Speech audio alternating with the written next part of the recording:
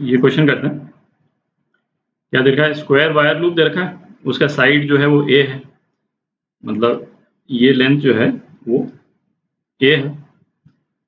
अच्छा, इसको ये मासलेस स्ट्रिंग से इसको बांधा हुआ है, और ये जो एंड जिस पे बांधा हुआ है ये इस वाले साइड के बिल्कुल मिडिल में है, ठीक है, मतलब a/2 इधर और a/2 इधर। अच्छा, इसमें करंट I0 फ्लो कर रहा है वायर लूप में एंटी क्लॉकवाइज डायरेक्शन में, ऊपर से देखेंगे तो, है ना, तो मतलब ऊपर से यदि हम देखते हैं यहाँ से as seen from the ceiling, तो करंट किस डायरेक्शन में फ्लो कर रहा है? करंट इस डायरेक्शन में फ्लो कर रहा है, एंटी क्लॉकवाइज डायरेक्शन है, ठीक है। क्या बोल रहा है? What is the direction and magnitude of magnetic field in the region needed to keep the wire loop in horizontal position.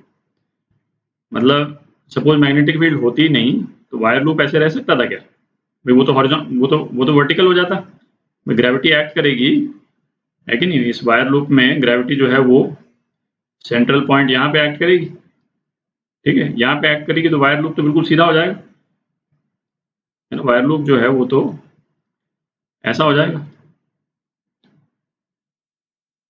इस टाइप से हो जाएगा, हॉरिजॉन्टल रहने का तो सवाल ही नहीं। तो पूछ रहा है मैग्नेटिक फील्ड हमको किस डायरेक्शन में चाहिए ताकि ये हॉरिजॉन्टल पोजीशन में रहे। तो बेसिकली इसमें दो टॉर्क एक्ट कर रहे हैं, एक टॉर्क तो ग्रेविटेशनल फोर्स के कारण, mg फोर्स जो है वो इस डायरेक्शन में एक्ट कर रहा है, इसका वेट जो है। अच्छा, तो इस वाले पॉइंट के अबाउट, ये वाला पॉइंट है, पॉइंट ए बोल देते हैं इसको, इसके अबाउट जो ग्रेविटेशनल फोर्स के कारण जो टॉर्क लग रहा है वो कितना लग रहा है? टॉर्क कितना है? r क्रॉस f, ठीक है, और r इस केस में कितना है? a/2, ठीक है। अच्छा, ग्रेविटेशनल फोर्स और ये तो एंगल तो इनके बीच में 90 डिग्री है, तो सीधा मैग्नीट्यूड ही लिख देता हूँ, है कि नहीं, a/2 into force, gravitational force mg, ठीक है, ये torque due to gravitational force, ठीक है।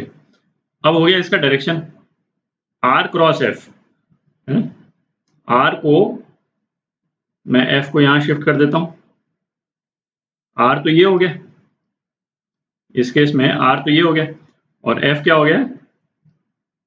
f ये हो गया, ठीक है। तो r क्रॉस f का डायरेक्शन यदि हम देखें तो r क्रॉस f का डायरेक्शन क्या है? इनटू द पेपर है, दिख रहा है, मतलब इधर से यदि देखेंगे, ये मैं टॉर्क का डायरेक्शन ही बना देता हूँ, ये टॉर्क का डायरेक्शन ये है, ग्रेविटेशनल फोर्स के टॉर्क का डायरेक्शन जो है वो ये है, क्रॉस हटा देते हैं क्योंकि ये 3D बना रखा है ना, दिख रहा है, ये टॉर्क का डायरेक्शन जो है वो इस डायरेक्शन में हो गया।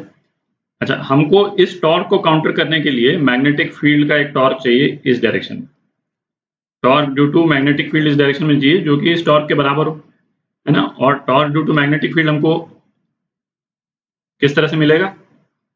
Torque due to magnetic field क्या होता था? म्यू क्रॉस बी, ठीक है। अच्छा, इसका ये करंट चूंकि एंटी क्लॉकवाइज है तो म्यू किस डायरेक्शन में है? इसमें म्यू जो है वो अपवर्ड डायरेक्शन में है, मैग्नेटिक मोमेंट जो है इसका वो अपवर्ड डायरेक्शन में है, ठीक है।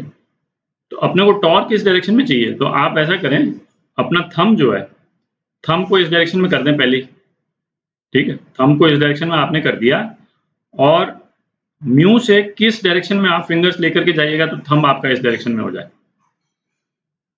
है कि नहीं। तो म्यू को आप इस डायरेक्शन में लेकर के जाइएगा तो आपका थंब जो है ऑटोमेटिकली इस डायरेक्शन में आ जाएगा, ठीक है।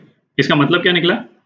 इसका मतलब ये निकला कि हमारी मैग्नेटिक फील्ड जो हमको चाहिए वो इस डायरेक्शन में चाहिए, मैग्नेटिक फील्ड इस डायरेक्शन में मैग्नेटिक फील्ड होगी तो म्यू क्रॉस बी का टॉर्क जो है इस डायरेक्शन में आ जाएगा, ठीक है। और म्यू और बी के बीच में एंगल अपन 90 डिग्री ले लेते हैं, ठीक है। बी होने को बी किसी भी एंगल से हो सकती थी, बट हमको उसके केवल हॉरिजॉन्टल कंपोनेंट से मतलब है ना, उसका जो कंपोनेंट म्यू के पैरेलल होगा उससे तो हमको टॉर्क मिलेगा नहीं, ठीक है।